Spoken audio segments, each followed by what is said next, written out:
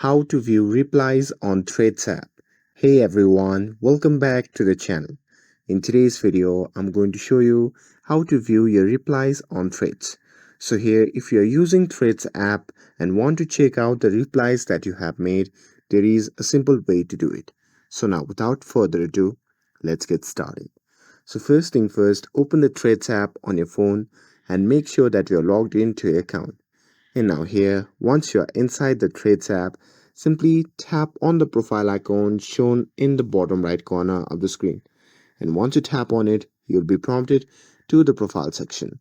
Now here, once you are on the profile page, simply tap on the Replies tab at the top.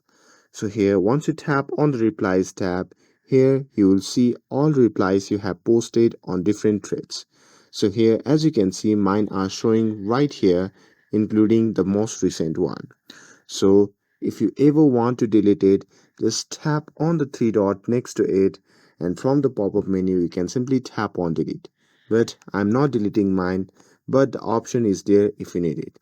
And that's it for the video. With this, if you found this video helpful, then don't forget to like, share and subscribe to get updated for more videos.